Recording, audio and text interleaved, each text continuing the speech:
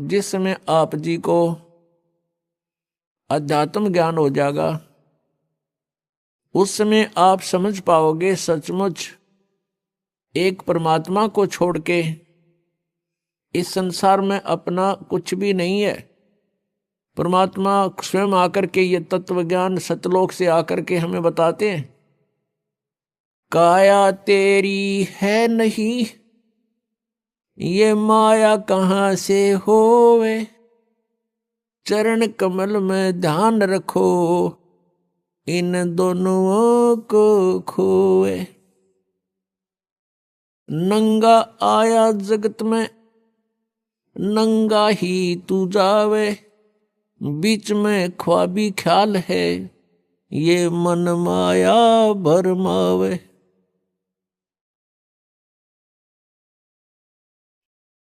मात पिता सुत बांधवा,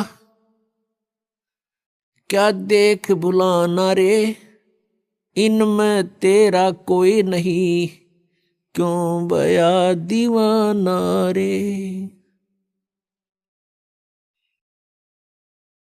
परमात्मा हमें याद दिलाते हैं कि ये परिवार, ये कुटुंब, ये कुल, ये संपत्ति आपकी नहीं है, इनमें तेरा कोई नहीं है। और हमारे संस्कारवश हम एक दूसरे के साथ जुड़ गए हैं, भाई बहन के रूप में, माता पिता के रूप में, पुत्र पुत्री के रूप में, सगा संबंधी के रूप में। और जिस समय ये शरीर छूट जाता है, मृत्यु हो जाती है, उस समय अपना कोई नहीं होता। ये शरीर का कवर भी यहीं छोड़ जाते हैं, ये बॉडी भी यहीं छोड़ जाते हैं। तो परमात्मा हमें याद दिलाते हैं,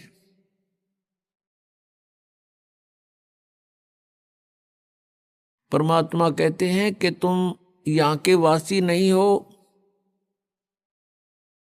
आपका ये ठीक ठिकाना नहीं है, आपका ये स्थायी स्थान नहीं है। 21 ब्रह्मांड के अंदर परमात्मा कहते हैं तुम्हारा मूल स्थान नहीं है, ठिकाना नहीं है। जैसे आप जी का यहां जन्म हुआ, मृत्यु होते ही चलो चलो, फिर पुण्य के आधार से स्वर्ग, पाप के आधार से नरक।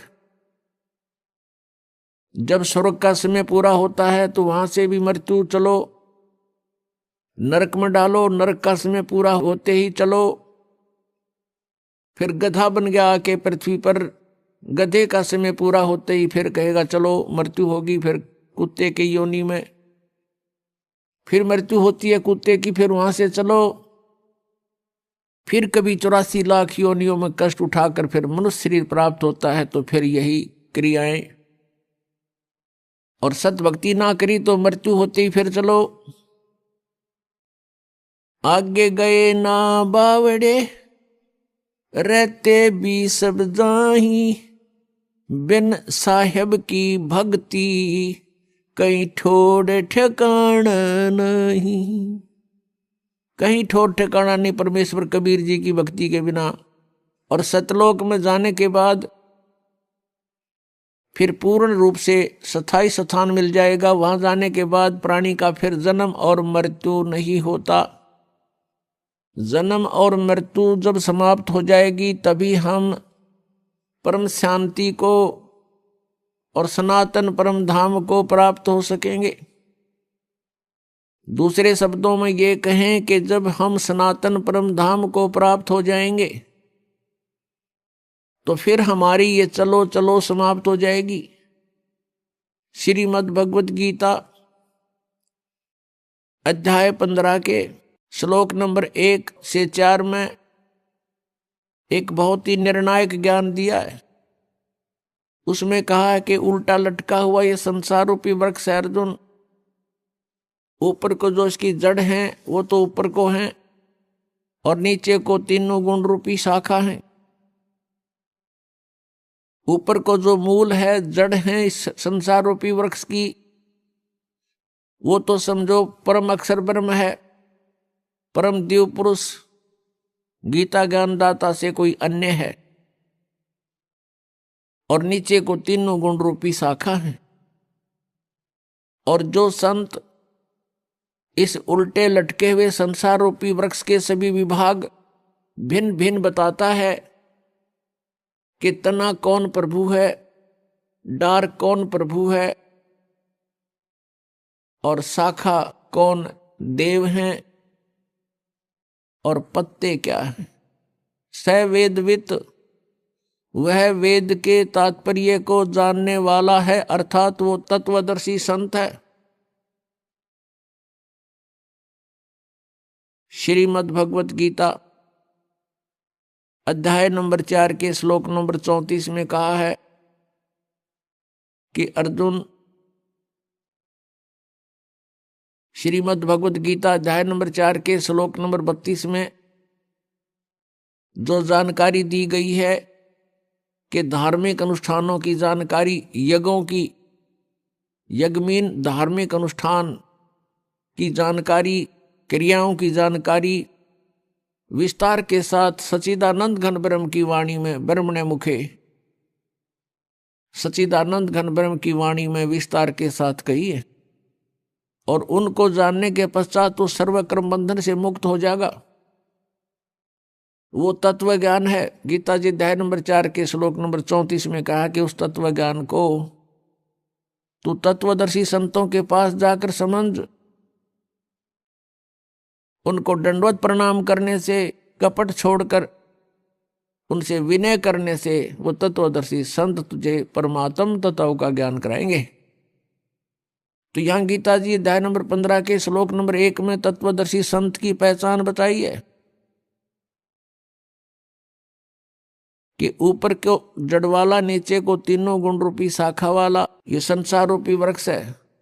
जो संत इसके सभी विभाग बता देगा तो वो तत्वदर्शी संत है। परमेश्वर स्वयं आते हैं अपने सतलोक से चलकर, वे हमें ज्ञान देते हैं, यथार्थ जानकारी वही बताते हैं, तत्व ज्ञान को भी वही समझाते हैं। परमेश्वर ने सच्चिदानंद घन ब्रह्म की वाणी में, अर्थात अपने उस तत्व ज्ञान में, सूक्ष्म वेद में 600 वर्ष पहले कबीर वाणी में कहा है, अक्षर पुरुष एक पेड़ है, निरंजन वा की डार, और तीनों देवा शाखा हैं, ये पात रूप संसार। परमेश्वर ने 600 वर्ष पहले आके बताया है कि ऊपर को जो जड़ है वो तो मूल मालिक है, वो स्वयं परमेश्वर है। उससे बाहर जो तना दिखाई देता, पृथ्वी से बाहर जो तुरंत जो भाग, जो हिस्सा पेड़ का दिखाई देता है उसको तना कहते हैं। अक्षर पुरुष तो समझो तना है, और उस तने के ऊपर एक मोटी डार होती है, उनमें से एक मोटी डार उसको सरपुरुष जानो, ज्योत निरंजन। और उस डार के फिर 3 शाखाएं हैं, रजगुण ब्रह्मा, सतगुण विष्णु, तमगुण शिव जी। और उन शाखाओं के आगे फिर पत्ते जो हैं वो संसार समझो। परमेश्वर ने अपने द्वारा रची हुई सृष्टि का ज्ञान स्वयं ही आकर के देना पड़ा। और परमेश्वर के ज्ञान के अतिरिक्त जो भी हम सुनते रहे वो कोरा अज्ञान था, लोकवेद था। पुण्यात्माओं, परमेश्वर ही स्वयं आकर के ज्ञान देते हैं, चारों वेद गवाही देते हैं। और जिन महापुरुषों को, पुण्यात्माओं को परमात्मा आकर मिले यहाँ पृथ्वी पर, उन महापुरुषों की अमरवाणी, उनका अनुभव आज हमें वो गवाही दे रहा है, साक्षी देता है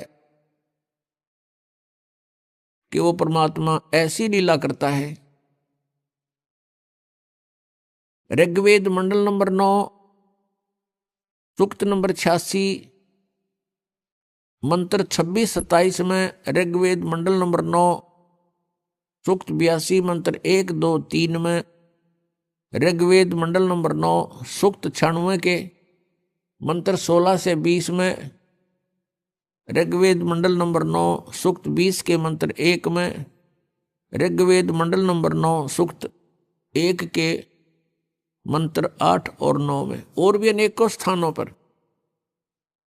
ऋग्वेद मंडल नंबर 9 सूक्त 94 के मंत्र 1 में, इन सब में मिलाकर के इसका निष्कर्ष ये बनता है कि वो पूर्ण परमात्मा परमेश्वर अमर पुरुष सत्य पुरुष कबीर देव है, वो कबीर साहब है, और वो सतलोक से गति करके आता है अपने निज स्थान से जहां वो रहते हैं, और यहां पृथ्वी पर आकर के पुण्यात्माओं को मिलते हैं, उनको ज्ञान से परिपूर्ण करते हैं। उस परमेश्वर का नाम कबीर देव है। वो परमात्मा 3 प्रकार से लीला करते, अपने 3 प्रकार के शरीर की स्थिति में रहते हैं। एक प्रकार का शरीर सतलोक के अंदर, एक तेजोमय शरीर है परमात्मा का सतपुरुष का सतलोक के अंदर, उसमें एक रोमकूप की इतनी शोभा है, करोड़ सूर्य मिला दे, करोड़ चंद्रमा मिला दे, उनकी रोशनी भी एक रोमकूप के प्रकाश के सामने फीकी रहे। वो परमात्मा वहां स्थायी रूप में रहते हैं। अन्य रूप बना करके वो परमात्मा प्रत्येक युग में एक लीला करते हैं, एक नवजात शिशु का रूप धारण करते हैं, और किसी सरोवर तालाब में या झील में आकर के कमल के फूल पर विराजमान होते हैं, बालक रूप बना के एकांत स्थान वन में जंगल में। और ऐसे जल के ऊपर निवास करने के कारण उनको नारायण कहते हैं। जल के ऊपर प्रकट होने के कारण परमेश्वर को नारायण बोलते हैं। ये क्रियाएं परमात्मा सुनियोजित और पूर्व निर्धारित तरीके से करते हैं, और कोई संस्कारी हंस उनको वहां से उठा ले जाते हैं। फिर उस परमेश्वर की परवरिश की लीला कंवारी गायों से होती है। जब परमात्मा छोटी ही आयु के होते हैं, तभी से अपना उद्देश्य पूरा करने के लिए विद्वानों के साथ शास्त्रार्थ करना शुरू कर देते हैं, उनसे प्रश्नोत्तरी करते हैं आध्यात्मिक मार्ग की, और बड़े बड़े विद्वानों के छक्के छुड़ा देते हैं। ज्ञान के अंदर उनको परास्त कर देते हैं। और तीसरी स्थिति है परमात्मा के शरीर की, कि वे कहीं पर भी कभी भी प्रकट हो जाते हैं, एक साधु वेश बनाकर, किसी संत का वेश बनाकर, ऋषि महर्षि या किसी ब्राह्मण गुरु पीर का रूप बना करके वो कहीं भी प्रकट हो करके अपनी अच्छी आत्माओं को ज्ञान सुनाते हैं, उनको अपने से परिचित कराते हैं। पुण्यात्माओं ये पवित्र वेद परमात्मा की महिमा का ऐसे गुणगान करते हैं, और वेद ये भी बताते हैं कि वो अपने द्वारा रची हुई सृष्टि को, उसकी जानकारी परमेश्वर ही स्वयं ही ठीक ठीक बताते हैं, और अन्य तो केवल अटकल ही लगाया करते हैं। तो ये सभी गुण जिसके अंदर हैं, वेद कहते हैं वो परम अक्षर ब्रह्म है, वो पूर्ण परमात्मा है, और वो पूर्ण परमात्मा ही अपने द्वारा रची हुई सृष्टि को यथार्थ रूप में ज्ञान देते हैं, और वो परमात्मा स्वयं ही आकर के ज्ञान प्रचार करते हैं। वो तत्वदर्शी संत का रोल भी स्वयं ही करते हैं, और वो परमात्मा कवियों की तरह आचरण करते हैं। पुण्यात्माओं, सबसे पहले हमने अपने भगवान को पहचानना है, तभी हम आगे कदम रखें। जैसे पहले हम अपने नोट को खरा और खोटा चेक करा लें तो अच्छा रहे, नहीं तो वहां प्लेटफार्म पर जाने के बाद फिर कुछ नहीं बनेगा। तो ऐसे ही हम अपने सदग्रंथों को समझकर भगवान को पहचान सकते हैं। शिक्षा का उद्देश्य प्रभु ने यही रखा था कि कलयुग के अंदर इन सबको शिक्षित बनाएंगे, और ये मेरे बच्चे मुझे पहचान पाएंगे।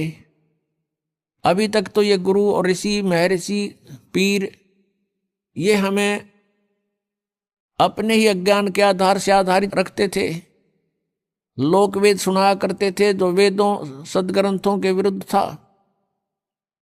और हमने इनको एक महापुरुष, ऋषि, मंडलेश्वर, गुरु मानकर, परमात्मा से परिचित व्यक्ति मानकर इनकी हर बात का, प्रत्येक बात का विश्वास किया, जिसका खामियाना आज तक हम भोग रहे हैं। हम यही भटक रहे हैं, जन्म और मृत्यु के अंदर हम कष्ट पे कष्ट उठा रहे हैं। उस परमेश्वर ने स्वयं आकर के हमें बताया है कि अक्षर पुरुष एक पेड़ है। पृथ्वी से तुरंत बाहर जो दिखाई देता है वो पेड़ होता है, उसको पेड़ बोलते हैं। पृथ्वी से बाहर का जो पोर्शन है पेड़ का, उसको पेड़ बोलते हैं। नीचे की जड़ होती है, और फिर ऊपर के पेड़ के भी कई हिस्से होते हैं।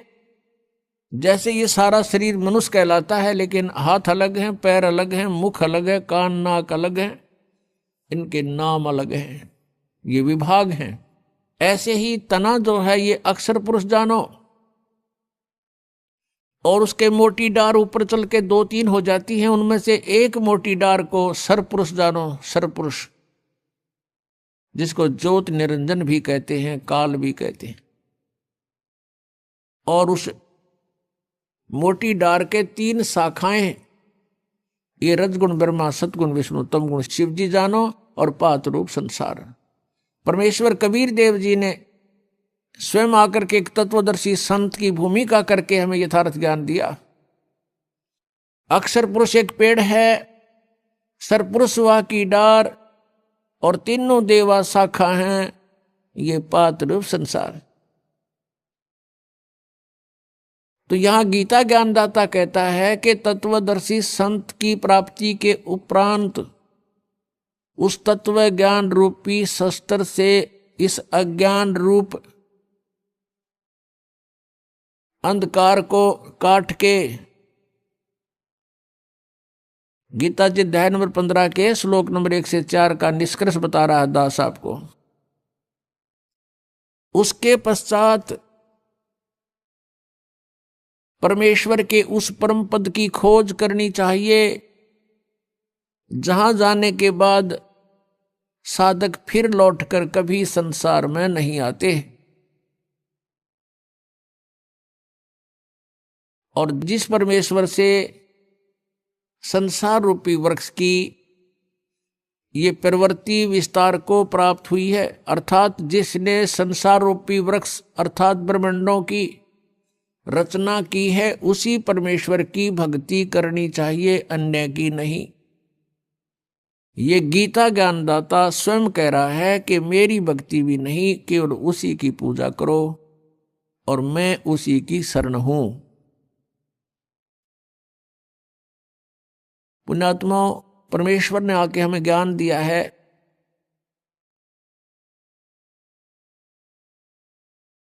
आप यहां के वासी नहीं हो,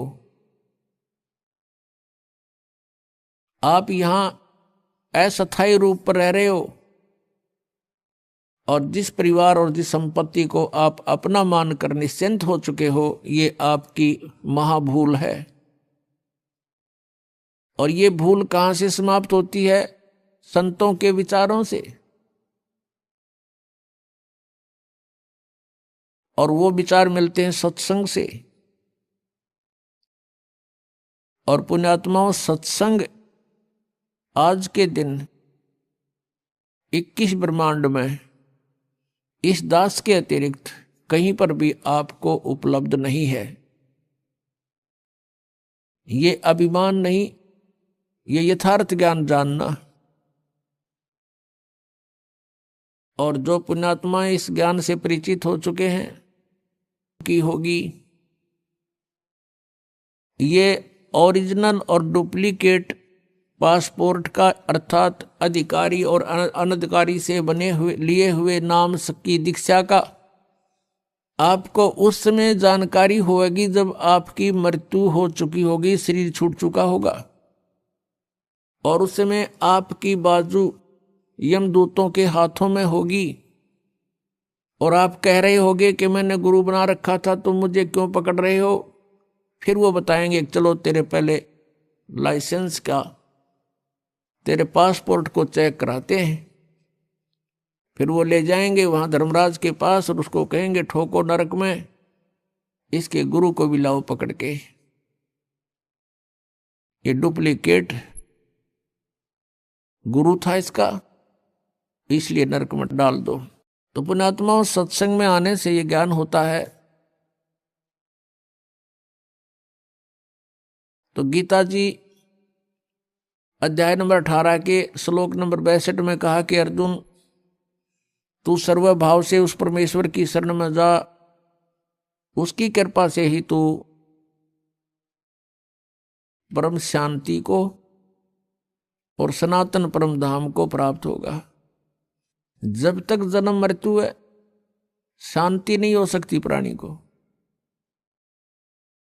और जब तक ये इस 5 तत्वों के पुतले में जकड़ा हुआ है, तब तक ये निर्भय नहीं हो सकता। 21 ब्रह्मांड में कोई भी प्राणी निर्भय नहीं है।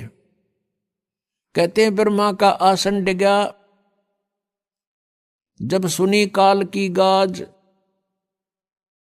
कहते हैं जब काल ने दहाड़ मारी, उस समय यहां के प्रधान ब्रह्मा जी का भी आसन डगमगा गया, वो भी भयभीत हो गया।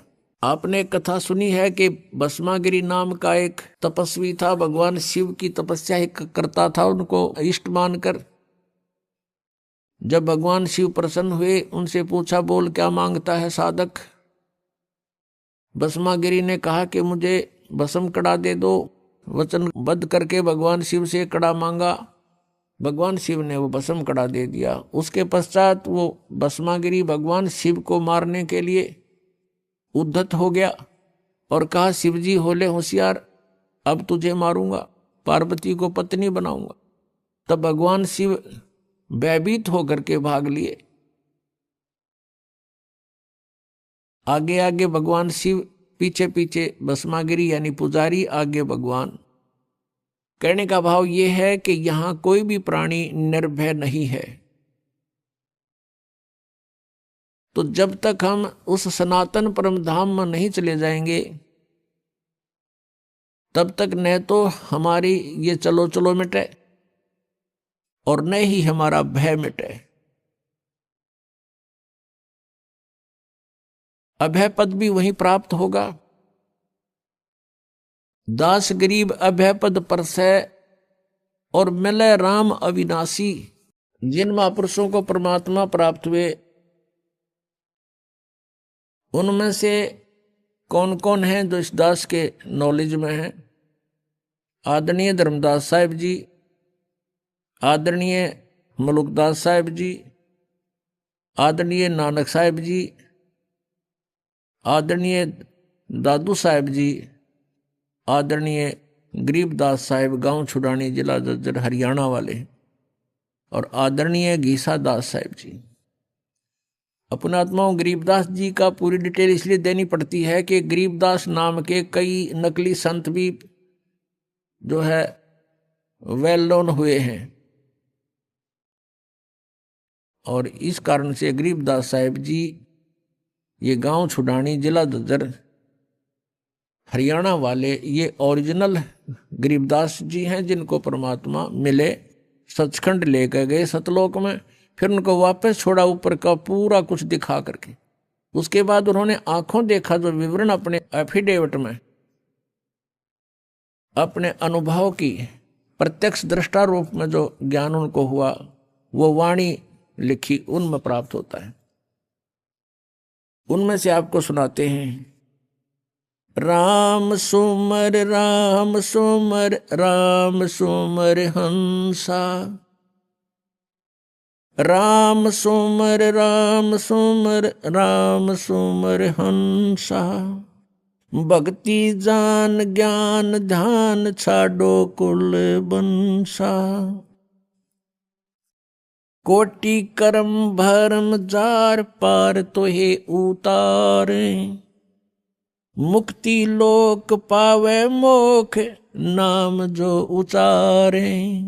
सूरत सेंध कोटि चंद जलकत पलमाही, पद विमान है अमान आद अंत नाही। नराकार अधरधार वार पार नाही, व्यापक है महबूब खूब धूप है न छाई। संकतूर दर जहूर झिलमिल झिलरंगा, सुने नाद संग साध चरण कोटि गंगा। अरस कुरस नूर दरस तेज पुंज देखा, कोटि बान साच मान रोम रोम पेखा। अमृत रस अमी खीर खुर्दनी खुशहाली, प्याले मस्ताक पाख लालन शेर लाली। नाद बिंद घट आकार दे गिरे नाही, निर्मल निर्दोंद ऐन देखते ही होवे चैन पलकन के माही। आद मूल रतन फूल सवेत पद सुभाना, गरीब दास जहां बास दरस में दीवाना। आदरणीय गरीबदास साहब जी कहते हैं कि राम सुमर राम सुमर राम सुमर हंसा, और भक्ति जान ज्ञान ध्यान ये छोड़ो कुल बंसा। राम सुमर भगवान का भजन करो, भजन करो, परमात्मा को याद करो और भक्ति को जानो, यथार्थ ज्ञान को समझो और छाड़ो कुल बंसा। ये यहाँ के जो कुल हैं ये तो आपके एक दिन रहने ही नहीं है। इनको यदि आप जीते जी छोड़ दोगे तो यहाँ से आस्था हट जाएगी आपकी। मरने के उपरांत कोई इसका उपचार नहीं होता। जीते जी आपको इतना ज्ञान हो जाना चाहिए कि हम जिस परिवार में रह रहे हैं ये हमारा नहीं है,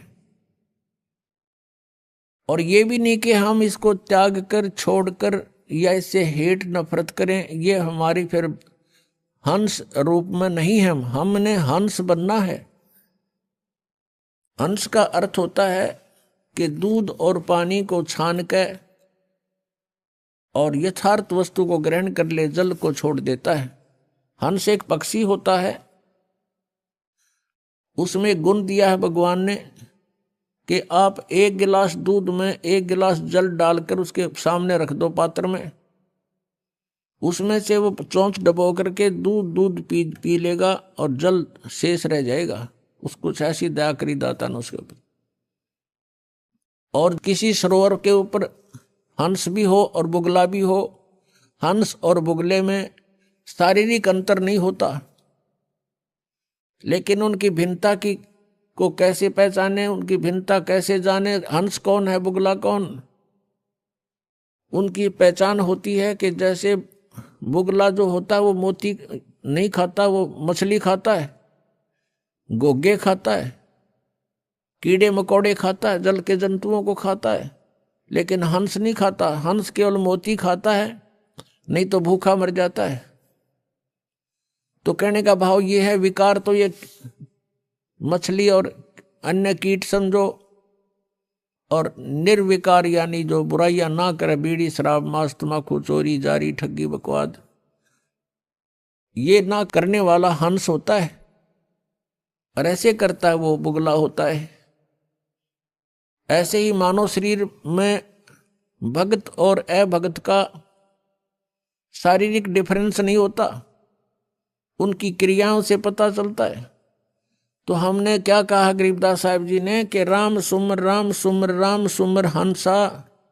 हंस हे हंसात्मा, यहाँ इस परमात्मा के ज्ञान से दूध और पानी को छानना सीख ले, भिन्न कर ले, फिर अपना आराम से आस्था तेरी नहीं रहेगी यहाँ पर। अब ये नहीं कि परिवार के प्रति आपका कोई लगाव ना रहे, ये तो ये समझना चाहिए जब आपको ज्ञान हो जाएगा पुण्यात्मा, गणीकरण की आवश्यकता ना पड़े। हम अज्ञानता बस फंसे हुए यहाँ पर, अज्ञानतावश हम एक दूसरे को अपना मानकर अपनी मूर्खता जाहिर कर रहे हैं, प्रकट कर रहे हैं। अब जैसे आप जी के घर पे संतान है, पुत्र या पुत्री, ये आपकी नहीं है, आपने तो इसके ऊपर एक कवर डाल रखा है, वो है आपका शरीर, बॉडी। आप किसी की बच्चे पे या किसी की बेटी पे अपना कोई कपड़ा सिला के पहना दो उसको और फिर कहो मेरा है, तो कितनी समझदारी है आपकी। या समझदार को संकेत बहुत होता है। ऐसे सभी आत्माएं परमात्मा की हैं और आपने इन पे कौर डाल लिया, अपने मटेरियल से शरीर दे दिया इनको बनाकर, लेकिन फिर इनको अपना मान लिया। इनको आप अपना ना मानकर परमात्मा का मानो,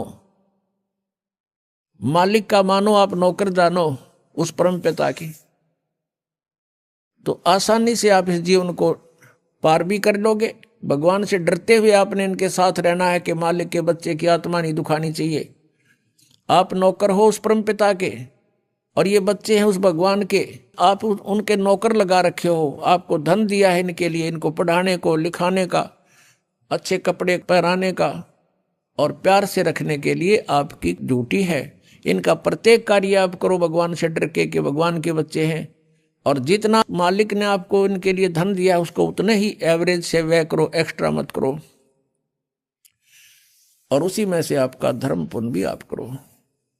तो ये ज्ञान आपको धीरे धीरे होगा, कहने से नहीं होता, एक दो बार में भी नहीं बात या दस्ती, क्योंकि हमारे ऊपर इन तीनों भगवानों का, तीनों प्रभुओं के अंदर से निकल रहे इन गुणों का विशेष प्रेशर है, बहुत जबरदस्त इफेक्ट है। तो धीरे धीरे ये ज्ञान सुनने से, परमात्मा के मंत्र, एंटीबायोटिक, ये कैप्सूल खाने से, तो ये नशा और ये इनका प्रभाव हमारे ऊपर से कम होगा। रजगुण ब्रह्मा जी, सतगुण विष्णु जी, तमगुण शिव जी, ये तीन प्रभु हैं और एक एक विभाग के मंत्री हैं। एक ब्रह्मांड के अंदर ये पृथ्वी लोक, ऊपर स्वर्ग लोक और नीचे पाताल लोक को, इन तीन लोकों के ऊपर ये एक एक विभाग के विभागीय मंत्री हैं। और इनके अंदर से एक रेंज निकल, एक ऐसी तरंग निकलती है जैसे, और वो कैसे प्रभावित कर रही है हमारे को, जैसे रसोई के अंदर, किचन में छौंक लगता है मिर्चों का, और वो छौंक का जो ओरिजिनल वस्तु, तो साकार वस्तु तो रसोई में, उससे निकली हुई तरंग ने, निराकार शक्ति निकलती है उसके अंदर से, और उसने जाकर के अन्य कक्षों में बैठे हुए व्यक्तियों को भी प्रभावित कर दिया, उनको छींकें आने लगी। वो छींकें न आने देना उन व्यक्तियों के बस की बात नहीं, छींक आएंगी आएंगी उस मिर्च के प्रभाव से, रोक नहीं सकते। अब साकार वस्तु रसोई में, उसकी निराकार शक्ति ने कहाँ इफेक्ट कर दिया। ऐसा इन भगवानों की अंत के अंदर से निकल रहे इन गुणों की शक्ति समझो, ये गुणता समझो। भगवान ब्रह्मा जी, भगवान विष्णु जी, भगवान शिव जी, ये अपने ऊपर के लोकों में रहते हैं, इनकी राजधानियां अलग अलग, और वहां पर बहुत बड़ा इनका राज्य है। इनकी अलग से राजधानी में इनके पुजारी वहीं जाकर के देव पद प्राप्त करते हैं। वहां रेस्टोरेंट बने हुए हैं जिनको स्वर्ग बोला जाता है। तो ये भगवान मूल रूप में वहां रहते हैं अपने स्थानों पर। वहां से इनकी बॉडी से, इनके शरीर से निकल रहा ये निराकार पावर, निकल रही शक्ति, ये हम तीन लोक के प्राणियों को प्रभावित करती हैं। रजोगुण के प्रभाव से हम संतानोत्पत्ति करते हैं, संसारिक सुखों की इच्छा हमारे अंदर प्रबल रहती है, जीव के बस की बात नहीं। जैसे छींक ना आना, ये जीव के बस का नहीं, ऐसा ही समझो। इस वासना के कारण कितने भिन्न भिन्न प्रकार के ऋषियों की कथाएं आप देख सकते हो इतिहास में, उनके इतिहासों में। उन्होंने चेष्टाएं की कि हम वासना को काबू करें, अंत में वो फेल ही रहे। ऐसे ही जो एक दूसरे में ममता, मोह, संपत्ति में मोह, पुत्रों में मोह, माता पिता के अंदर लगाओ, पति पत्नी में आपस में प्रेम, तो ये जो है जीव के बस का नहीं। ये भगवान विष्णु के सतोगुण के दबाव से हम सब एक दूसरे से चिपके हुए हैं। और तीसरा तमोगुण है, ये भी हमें बहुत प्रभावित रखता है। जरा सा भी कोई कहा सुनी हो जाती है तो मारने मरने को तैयार हो जाते हैं। तो इस प्रकार इन तीनों गुणों से हम प्रभावित हैं।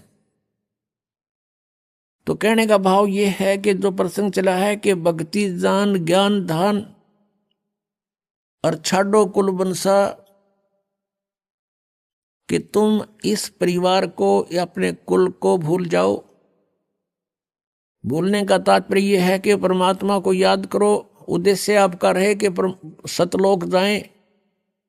और जिस कुल को हम मानते हैं अपना, ये कुल अपना नहीं है, कल मृत्यु हो जाए, परसों को गधे में जन्म हो गया तो गधा कुल, गधे वाली हमारी जाति वो कुल हो जाएगा। आज हम अपने माता पिता को यहाँ अपना मानते हैं, कल मृत्यु होगी, कुत्ते का जन्म हुआ तो कुत्ता माता पिता हो गए। तो यहां परमात्मा कहते मात पिता मिल जावेंगे, मात पिता मिल जावेंगे 184 मां, ये सतगुरु सेवा और बंदगी भाई फेर मिलन की ना। मात पिता तो जहां भी आपका जन्म होगा वहीं मिल जाएंगे। पशु योनि में गए वहां मात पिता, पक्षी योनि में गए वहां मात पिता, लेकिन मनुष्य जीवन के अंदर आपको माता पिता भी प्राप्त हैं, लेकिन इसमें आप परमात्मा भी प्राप्त कर सकते हो। कोटि कर्म भरम जार, पार तो हे उतारे, मुक्ति लोक पावे मोख, नाम जो उचारे। कि तेरे सभी कर्म भ्रमों का नाश कर देंगे, हम जला देंगे और तुझे पार कर देंगे, सतलोक ले चलेंगे।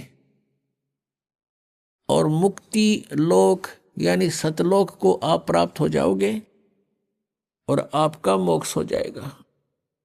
नर आकार अधर आधार, वार पार नाही, व्यापक महबूब खूब, धूप है ना छाही।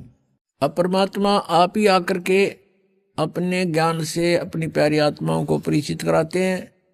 और परमेश्वर कहते हैं चारों युग में संत पुकारे, को के कहा हम हेल रे, हीरे माणक मोती बरसे, ये जग चुगता ढेल रे।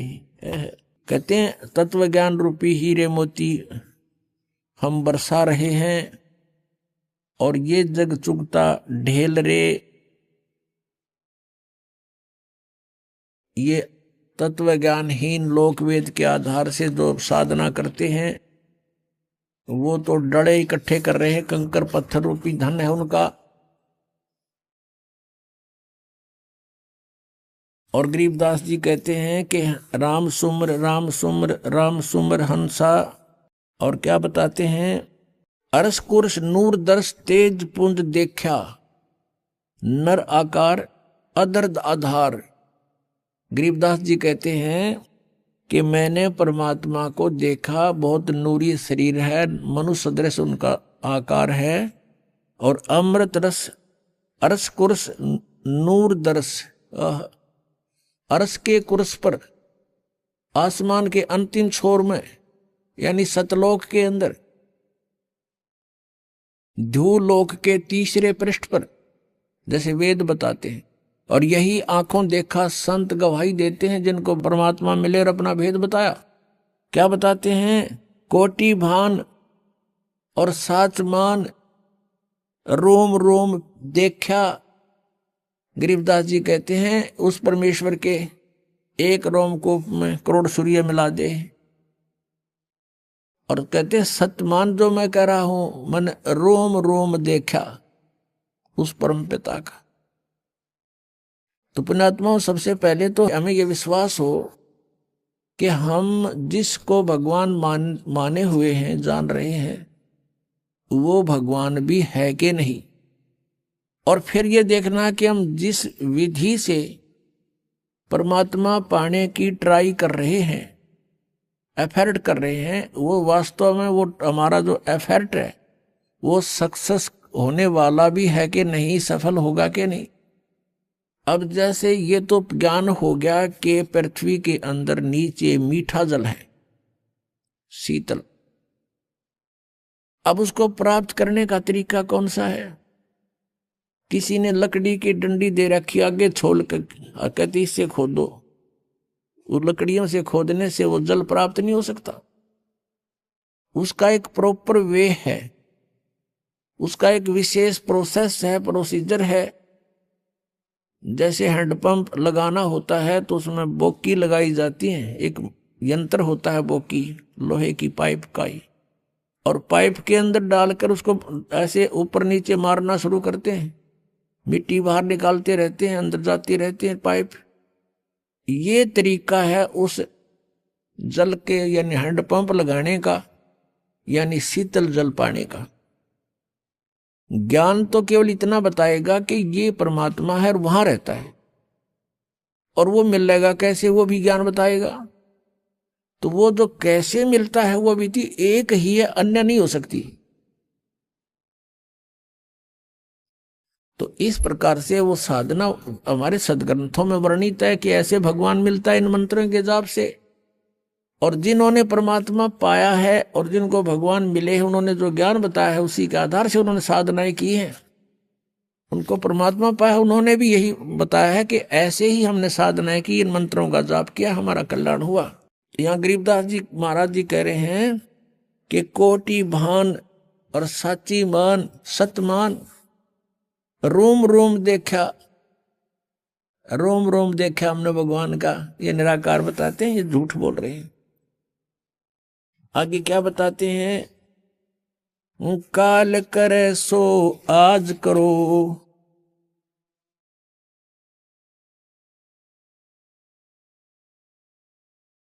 आज करे सो अब, पल में परले हो जागी, फिर करोगे कब। आज काला हाली जियो, कल किसको होई, यो तन माटी में मिले, जाने सब कोई। इस बात को सब जानते हैं, मृत्यु भी होगी और ये मिट्टी में मिट्टी भी मिलेगी। फिर भी हम सतर्क नहीं होते। उसके लिए बताते हैं संतजन कि आपके बस की बात नहीं है, इन तीनों गुणों के प्रभाव से आप इतने जबरदस्त प्रभावित हैं।